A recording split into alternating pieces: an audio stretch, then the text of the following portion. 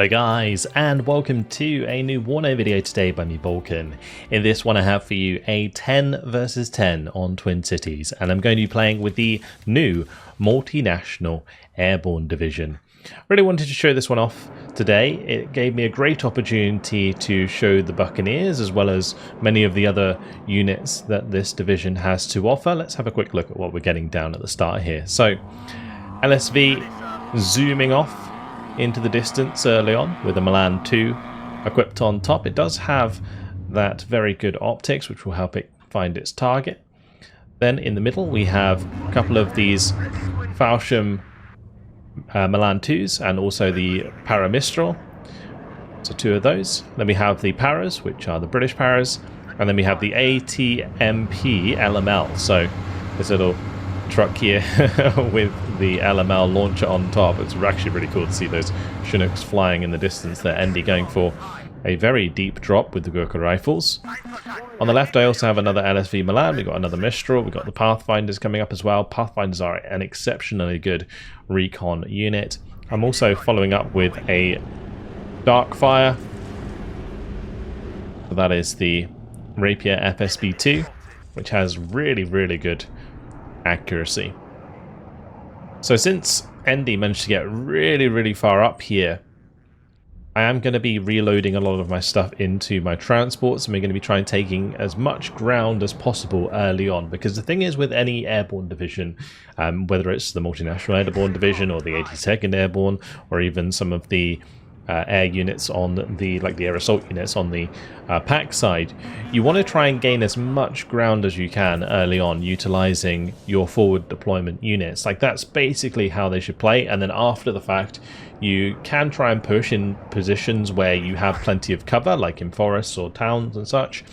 But the idea basically is to set up a line where you can defend and hold a position that you grab early on.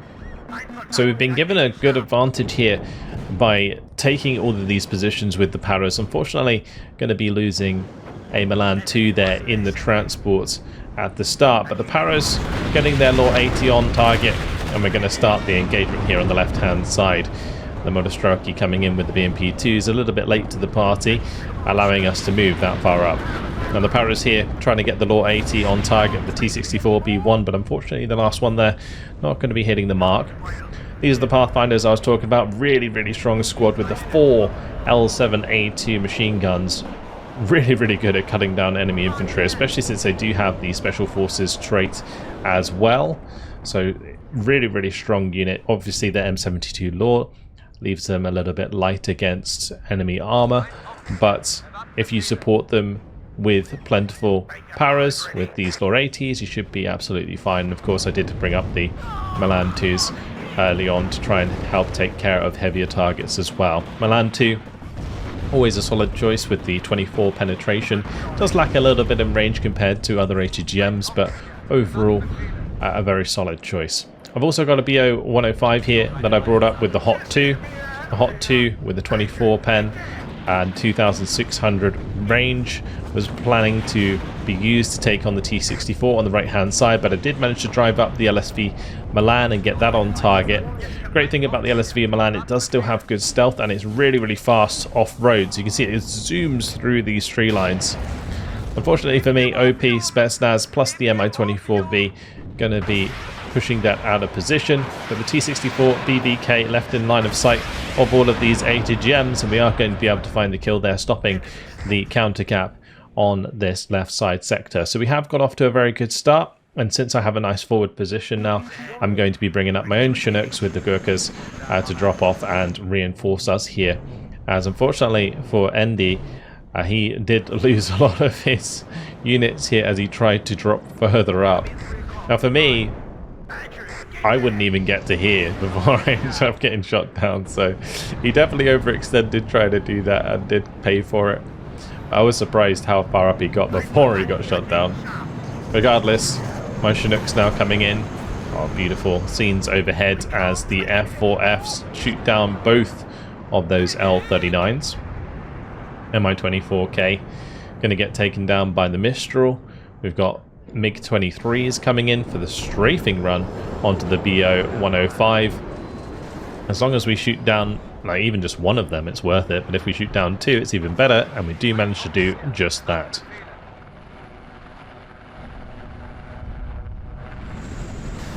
There we go. Gurkha's unloaded, and the Chinooks will head back to the spawn to sell themselves off. Another helicopter being targeted, this time around the MiG-23, getting away with that one somehow. Double Mistral plus the ATM. Double Skyguard, not quite getting the job done. Also Ronin 3 there. Yeah, you can see it's potentially more than enough to get the job done. Ronin going a little bit too far up to take on the Mi-24D, and that will allow these vehicles to get the kill. Good old T-72 MUVs. These are part of the 9th Panzer. I've seen the 9th Panzer deemed to be like one of the better divisions from the Northag DLC, and it is very strong. The amount of T-72s you can get, and quickly, which have good value, is very, very nice. Anyway, we've still got to hold the line here as the Mordschützen join the Motorstraki in the push on this left-hand side. I have my Milan here ready to try and find some side shots or snipe some of these vehicles where we can. My Darkfire is finally being pulled up to the right location, and the Gurkhas are moving in close to the front line now. And the Gurkhas, really, really strong squad as well.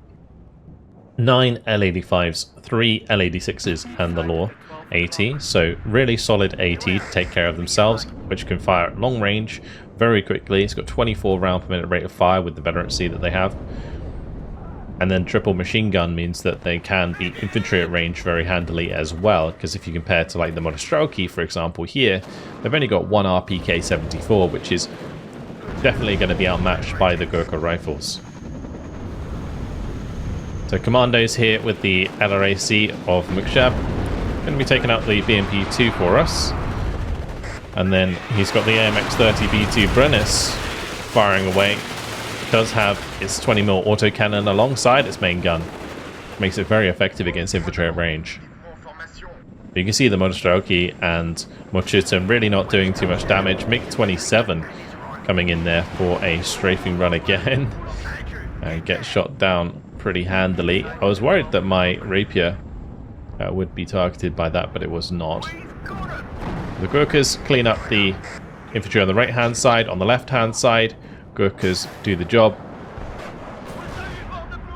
Su-27 also going to get taken down here by the Mistral, but that is one of our opponents surrendering as he cannot get into this sector. But we still have to deal with Modok Benny, who is using that very nice 9th Panzer, so we can't really take off put on the brakes, I should say. Meanwhile though, we're going to be starting to help out in the center, or at least try to. So I'm moving my LSV Milan over here, using that nice speed to try and get it into a good position to get recon information onto the center, so that I can then potentially get a Gurkha rifle eventually into this area, because as you see our team is struggling here. We have managed to take control of the city, but unless we use the city to control the positions either side, it's not ideal. Mystical here on his own controlling this sector, and in the town as usual it just turns into the biggest grind. Either way, on the left hand side here, Gurkha's now going to be completely outnumbered, unfortunately, so they are going to have to start falling back. Nice artillery coming onto that Kub from Mukshab here. I'm going to be bringing up a Buccaneer, the first Buccaneer coming in, looking for a kill onto the Shilka or one of the Kubs. Unfortunately, don't get any. The trouble with the seed on the Buccaneer is it's only got 4,400 meter range. So I'm trying to like move my Buccaneer into position and pull away at exactly the right moment so that we can hit those Kubs. But unfortunately, it does allow the Kubs to fire back because they have 5,300 meter range. So it's really, really difficult for these Buccaneers to get value, especially since they've only got 30% ECM. So things like Cubs, Books, like they're basically most long-range packed AA, is going to cause your Buccaneers a lot of problems. But when it comes to like something like a Schilker or a Brusa or something like that, then you should be okay. And the Mutschützen have been dragged out, and we've managed to break them down. The AMX-30B2, they're getting plenty of shots on target. Really nasty Buratino strike coming in here. Unfortunately, Flammen going to be taking the full brunt of that. Meanwhile, I'm bringing up some Weasels that are looking to try and take position on this left-hand side and take out any sort of tanks and such that try and engage. And the machine gun on the top of that Weasel helping take care of the Saperi. I did bring in a Buccaneer, which dropped one of its paved ways on the target. So we managed to take them out. A T-80 EUD also going down here. My Milan 2 hit that in the side armor as it tried to reposition, so that was really, really nice. And almost take out the Tunguska as well there, but the LSB Milan takes out the Strela 10M, so the HGM's doing a great job. Now I do feel like this division will be quite vulnerable to artillery, and speaking of artillery, coming straight in onto this position. Because you're so reliant on HGMs, you kind of have to be careful like what targets you're actually firing at, because if you kind of reveal them unnecessarily, then you could very easily lose them to artillery, since like Milan 2 squads are quite immobile, and it only takes like one shot landing on them in order to find the kill. And also in this position, like, if I were to want to move that Milan 2, where would I move it? Maybe I could move it up to this tree line, I suppose. But if there was a lot of pressure coming in here from other units, moving the Milan 2 out of cover would be a bad idea. And then the artillery would just hit it anyway. So you get caught out in these kind of awkward situations with this division. Thankfully, you do have like a lot of mobile HGM vehicles. Like you've got the Milan 2s, you've got the Weasels.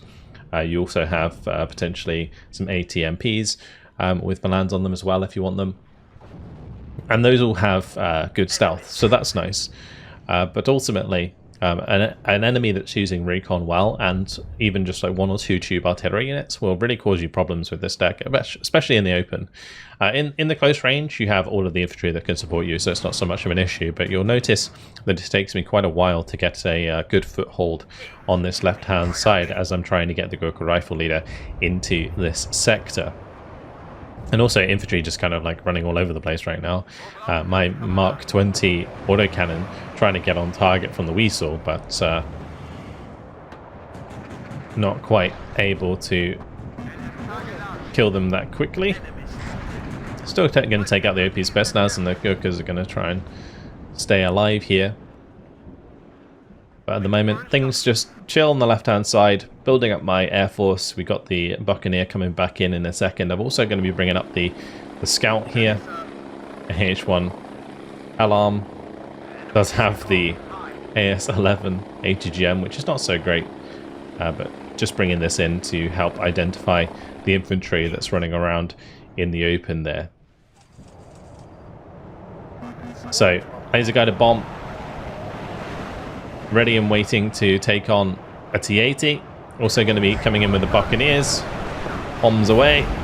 These Buccaneers, they don't dive to engage, which does give time for tanks to move out the way, and you can see there that Zoidberg did manage to dodge that pretty effectively. But those bombs are pretty big payload, so you know, if they don't move, they're going to take a lot of damage. Now I noticed the T-80U here away from the AA, so going to be dropping on that, and we do a decent amount of damage, even killing the BRDM. But the T-80 survives, and we do take damage from the enemy AA. But at least this is going to deter Zoidberg from continuing the push with the T-80U, because the last thing we need to do is cede more ground, making it harder for us to come back into this sector, because you'll notice that currently the team is on a +3. We don't have Charlie under control, we don't have India under control. We have fully capped Alpha, which is helping out quite a bit, and we're still contesting Foxtrot. But ultimately, we are losing conquest points. So, going to be bringing in the NF5As, or Freedom Fighters, taking out the T-80 nice and easy there, doing a decent damage further back, but the T-80 BVK escaping the wrath there. But Tunguska dead in the open, T-80 down.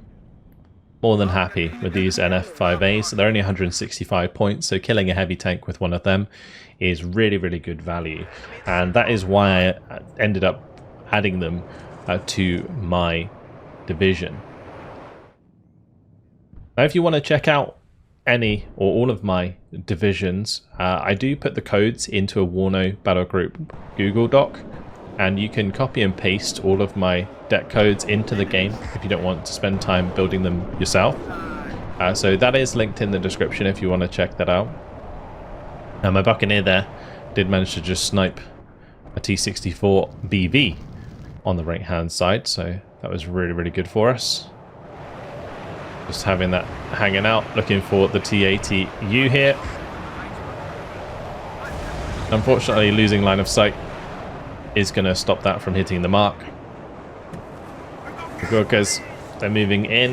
Unfortunately, going to be spotted quite easily by the Igla, but spot the Igla ourselves, so Weasels clean that out. So that is going to be one less AA unit that we have to worry about using all of these aircraft. You'll notice in the bottom left, I have invested a lot into my aircraft so far, and that is only going to continue. My scout, unfortunately, getting shot at by enemy AA. Going to try and move that out of the way. It only has 4 health, so can only take 1 shot before it goes down. Weasels getting picked off all over the place, and the Gurkhas I'm forced to smoke and fall back with. It's nice that leaders can have smoke grenades now. It's really, really handy, and in this case, great example of that. Just drop the smoke, do a runner, get back to a safe distance where you're not spotted, and you're absolutely fine. So Pulamachiki trying to do a little bit of a sneaky push onto our side here.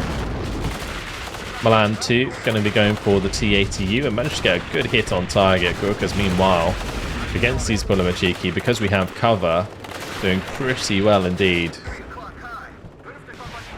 Admittedly, I should have jumped the Milan 2 out of that engagement, as the Pulamachiki will eventually kill that off.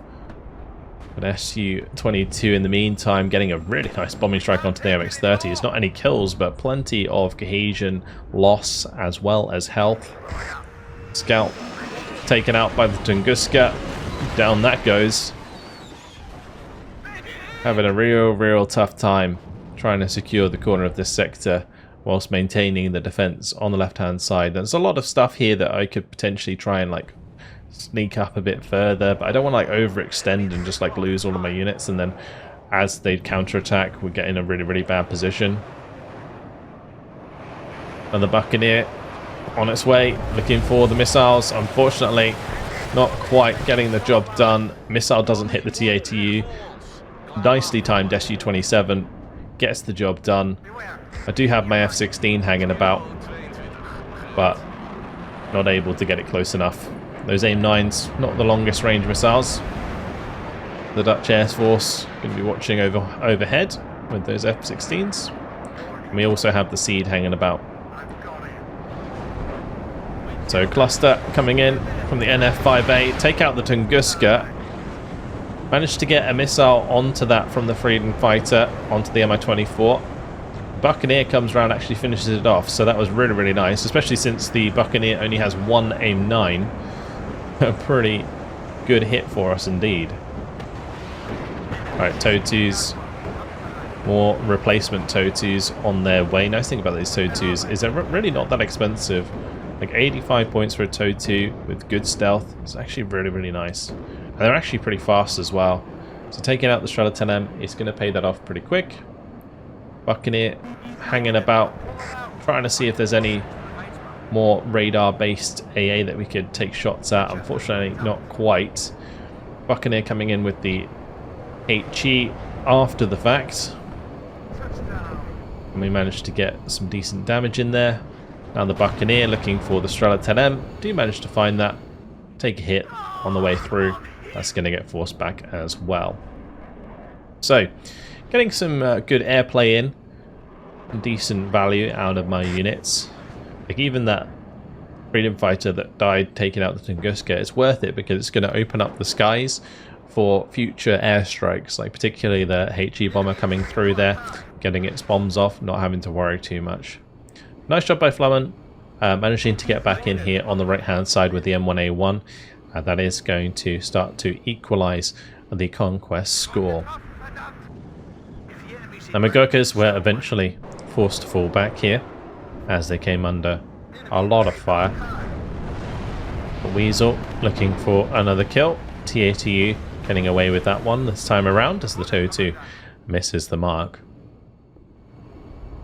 On this left hand side, big concentration of forces.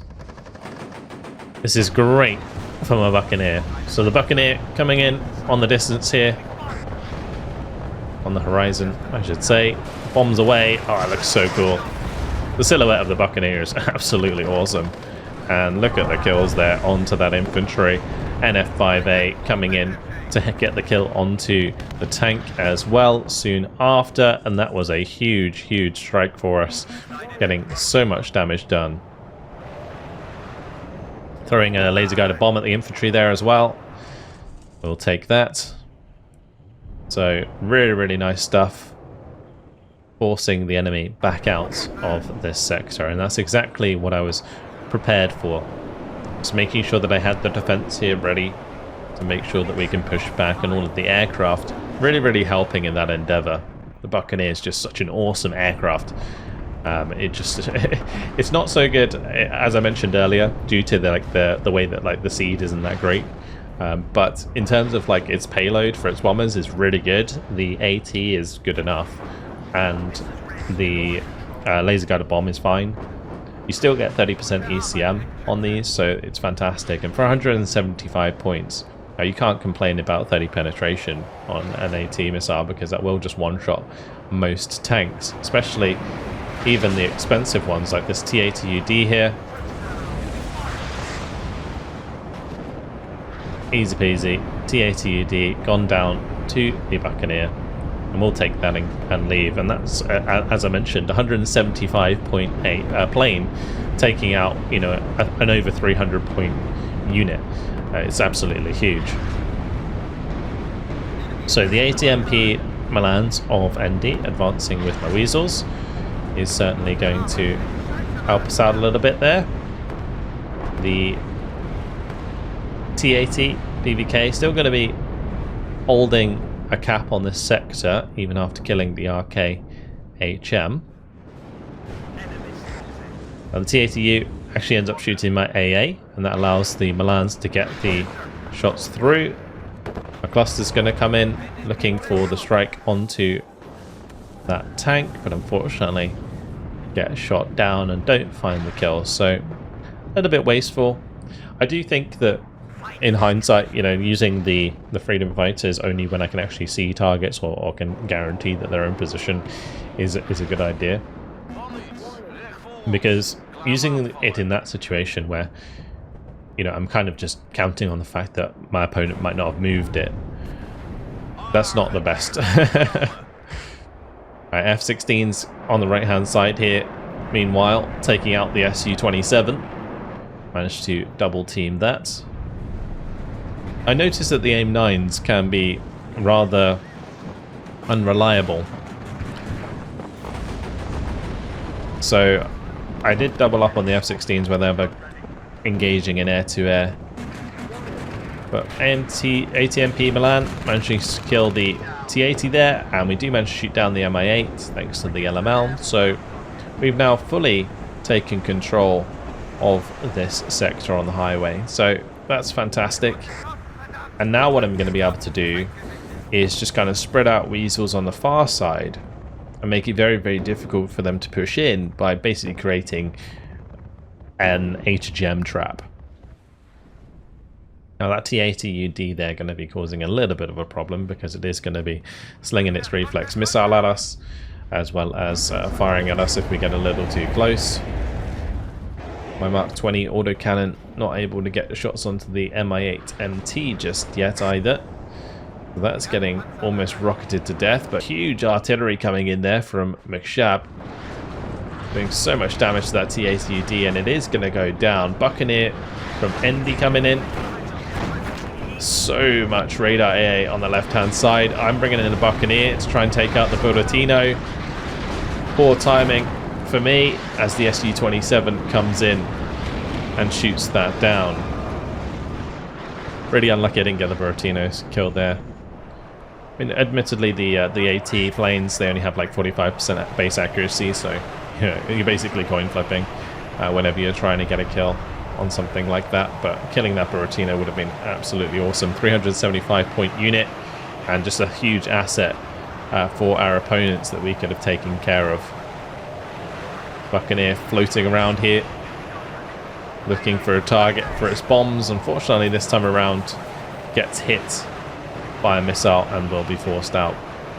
But yeah, just look how beautiful those aircraft are. Really, really cool to finally see them in multiplayer. You can get them in the campaign. I believe it's the left hook campaign that allows you to bring in the Buccaneers at one point. But really, really, really cool unit. But the Oppo Spatstas there are still causing me a few problems as they sneak around in the tree line. And we don't have anything immediately ready to take care of that. Now, if you're playing as the Americans, you probably have an Apache or something hanging about, or a Cobra even, that could clean out infantry in your backline. But the trouble with the British is they don't really have sort of attack helicopters like that. You know, they use AIRBORNE helicopters, but they don't have helicopters necessarily with rockets or with autocannons. The only exception, of course, being like the Lynx AH-7 with like the SNEB rockets, maybe, if you're playing like the second. But in this case, Flammen coming in with the A-10, and he's just gonna annihilate those OP Spatstas with a little strafing run. But of course, we did notice the other unit in there as well. So, left side more or less secure now. The other team's doing a good job of holding India though, and putting considerable pressure into Foxtrot.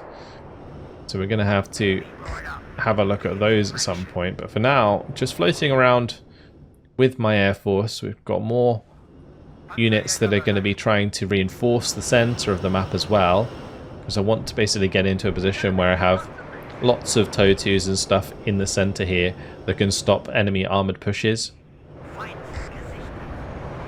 T-72s coming in on the left hand side here, unfortunately not quite able to hit the mark and catch a lot of missiles in reply. Laser guided bomb, not going to get anywhere near. If the T-72s keep coming forwards, then we might be okay, but for now I just decided to head further over, potentially go for a T-64 here. Big problem with engaging with your aircraft on the other side of the map to where you're fighting is that you aren't really aware of how much radar AA is in position. So of course, what you should do ideally, especially in 10v10, just ask if there is any in chat, and if you don't get a reply, then your best bet is to just maybe try and find out with your own seed aircraft. But ultimately it's always a bit of a risk. You don't know exactly where those units are. So what I'm going to be doing, get the Buccaneer out, and we're going to try and identify enemy AA. I noticed there wasn't too much here, so the laser guided bomb going to go and finish off the T-64 BV, and whilst we almost get hit by the Krug there, we get the job done, so that wasn't so bad. And you notice that I have brought up now a Gurkha rifle that is going to help capture or contest India if the M1A1 can't sit in position. Now on the left hand side, the Milan 2s did manage to break down the remainder of the tanks, so the T-72s taken care of there. That's really, really, really good. The MX Alpha 1s of McShab have been getting some pretty good hits on target. That weasel Not in the tree line. Unfortunately. It does mean that it's going to get taken out. Good stealth, only really useful if you're using it alongside the cover bonus. In the open, it's really not going to make a difference. Weasel here, going for the T-80U. Now the likelihood in this situation is that there's some sort of recon unit here that's going to be able to spot the Weasel, allowing the T-80U to engage, because the T-80U on its own, its optics are only mediocre, so I don't think it would be able to spot the Weasel from that range. Now what I have decided to do in the center, you'll notice, is bring up my 81mm mortars. Now this is something I overlooked a little bit in the Battlegroup overview or preview that I did of this division. These 81mm mortars are cluster, but they also have like sort of directed fire. So if you fire within the radius of a recon unit, you can get basically corrected shot on those mortars, which is absolutely huge. Like basically guided rounds that hit exactly where they are fired. And that can be really, really strong. Now, in terms of these 81mm mortars, the damage that they deal is not like crazy high. So the enemy are still going to have good time to avoid them. But against units like Cubs or like these Strela 10Ms and such, the 81mm mortars can be a fantastic asset. So I'm bringing them up here in order to engage a lot of this AA that we're seeing moving around here. And also we can potentially use it to whittle down the T-72s that are pushing forwards in abundance. And meanwhile on the left hand side, another T-64 going to get taken care of, so we're continuing to farm up kills on that side.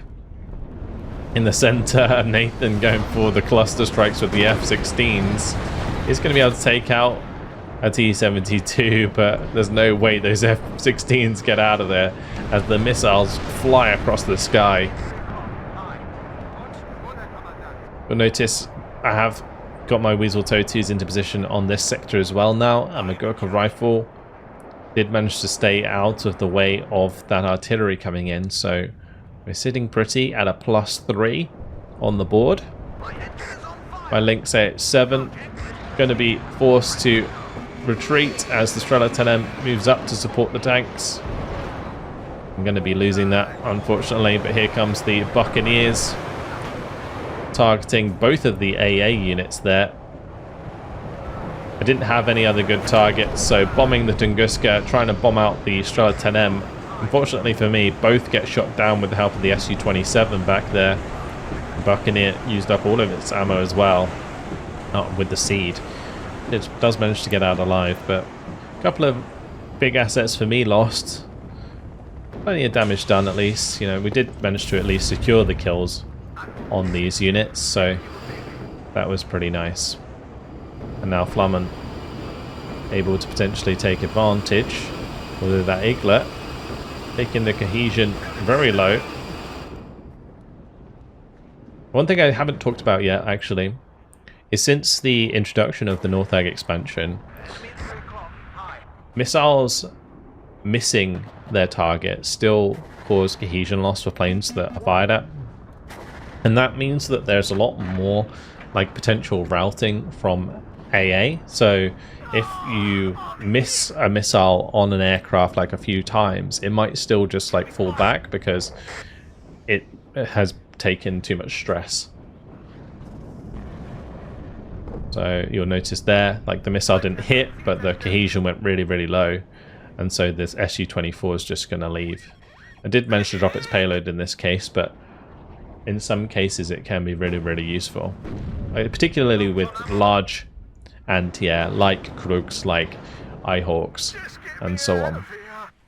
That extra cohesion is really, really nice when you're not hitting so accurately. So the cluster mortars just chilling, waiting for a good target now, because we have lost a lot of line of sight on the units that were on the far side of the town. The Pathfinders moving back up here though. Going to be seeing a lot of this AA moving into position, so that would be a good target for those mortars, but you've got to bear in mind that I am watching the entire front line now. as I'm covering the left-hand side here. The Mephisto's killing off the tank there at least, helping the Gurkha rifles out, but the Motorstrelki just outnumbering us in this case, and unfortunately he's not going to be able to use all of the weapons at his disposal. It's not still Division 2 where one man can carry like 100 machine guns. The number of guns does deplete alongside the men. The Motorstrelki there, taken out by the Weasels, keeping my Gurkhas arrive on that left-hand side. Nice kill onto the T-80U in the middle though, with the Lynx AH-7. And you'll notice my mortars now firing away onto where the blob of AA was previously seen. And I'm going to be queuing the load onto those rovers and then unloading them somewhere different so they don't get hit by counter battery. The biggest thing you have to worry about with towed artillery, or in this case just mortars, is that they are extremely vulnerable to counter battery. Like, these only have 2 health. So moving them after they fire is really, really important, especially when it's like a really good unit like these 81mm mortars. I'm just targeting the edge of this tree line because that's where I believed the T-64 BVs would push up into. But they don't actually continue to move forwards. At least the M270s and Mystical are somewhat hitting the mark. Sultan there, being forced to fall back. I had kind of had it hiding in this area, but with the building getting destroyed, so does the cover for the Sultan, and the Sultan does end up going down. Nice hit by the TOW 2 there, takes out the T-64 BV, and one of my mortars did manage to claim one of the low health T-64s as they tried to avoid Mystical's artillery. But we're now at a +5. ND's push on this left hand side gets met with a lot of artillery fire and is whittled down quite substantially, but is helping push the conquest points further in our direction. 81mm mortars now firing away again, looking to try and take out any low health T-64s, or even that Strela 10M would be a great target for us. Unfortunately for me, MI-24V gets an AIRBORNE on target as they continue to push up. Now just going to be pulling back a little bit here. Notice one of my 81mm mortars was dead. Counter battery starts to come in. I hadn't queued the move order, so that's kind of my bad. But the powder scimitar at least going to be helping with the 30mm autocannon to hold these buildings. And at this point I was like, you know what, I have extra points. I can bring in some Gurkhas rifles to help hold that city. Now this Lynx used up pretty much all of its ITOs in the meanwhile, trying to hold back tanks in the center.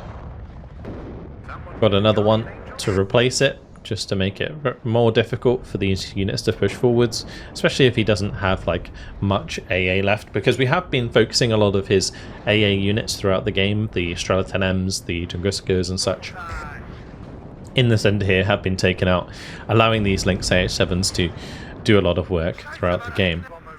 On the right hand side here, Buccaneer, I brought it up to try and get a bomb onto the Desaniki, but I turn it in to go for the T-80s instead here, and we do manage to take out a T-80BV as well as do damage to another 2.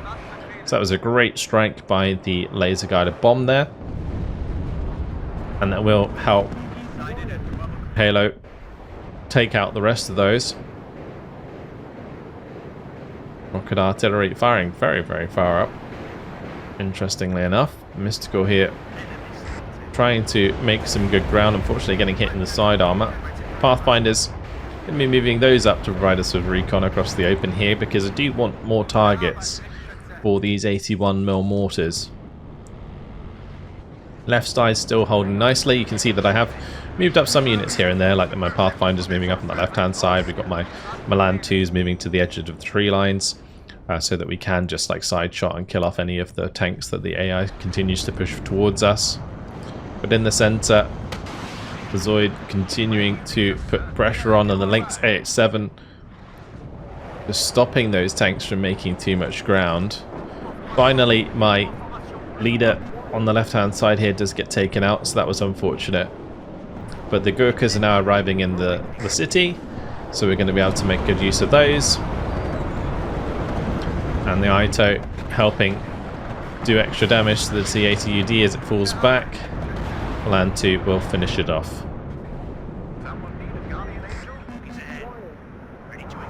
So on this side here, you can see the T-64 moving up.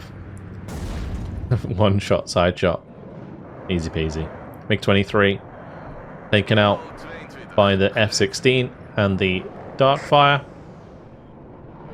Parascimitar still providing extra fire.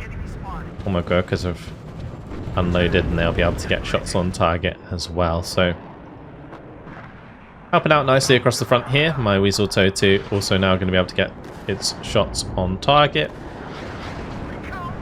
Looking for the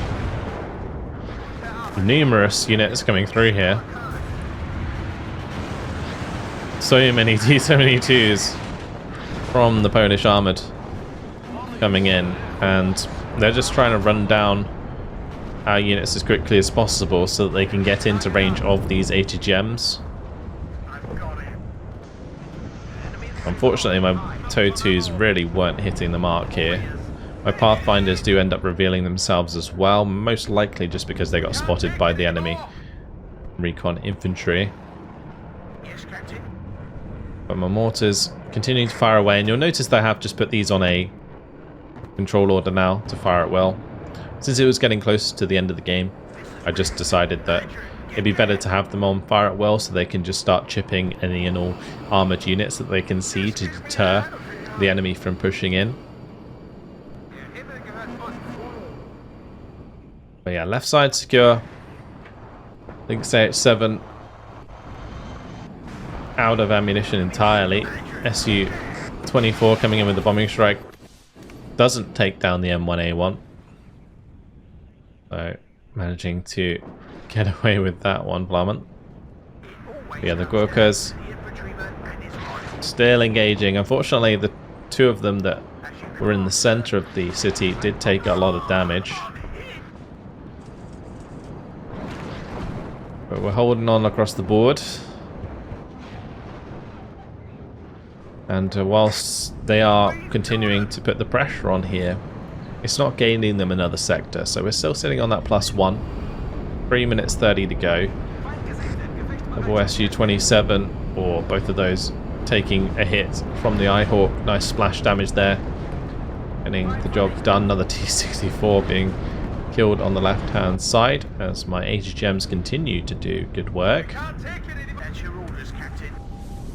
Mortars continuing to fire away. What would be nice is if I can get them recon on this right hand side. You'll notice this white line. That is the corrected shot that's provided by recon. And if a guided unit like this, which has the guided ordnance, fires inside of that, that's when it gets its guided shot, and it's really, really accurate. So if I can put them on fire well whilst also having recon covering all of these tanks and such, we get some really, really nice accurate mortar shots to get decent cluster damage on target. That F-15 absolutely annihilated by the amount of AA. Su-22s coming in, dropping AT missiles everywhere. What a absolutely awesome game this has been. A great showing for the multinational airborne, which I think is a really, really fun division to play. It obviously struggles in certain areas, like particularly out in the open, as I was discussing earlier, but their infantry is just unmatched. So in close range, you're going to do absolutely fine. And in the end, 11,295 kills to 4,915 losses.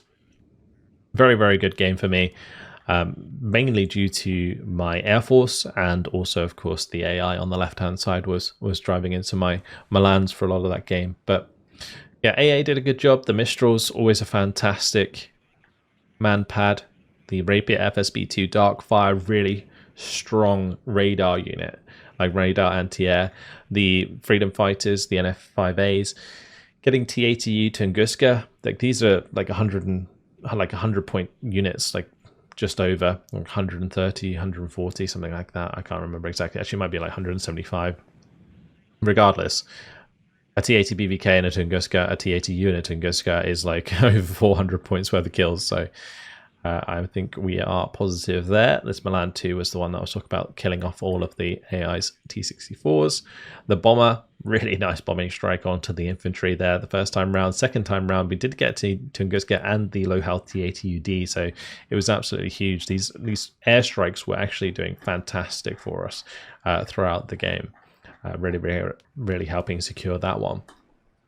So, fantastic job by the Multinational Airborne Division. I think this division really cool. I love the combination of all the different nations, from British, German, Belgian, Dutch. Very cool indeed. That is it for now though. Hopefully you guys enjoyed it. Thank you very much for watching, and I'll see you in the next one. Goodbye.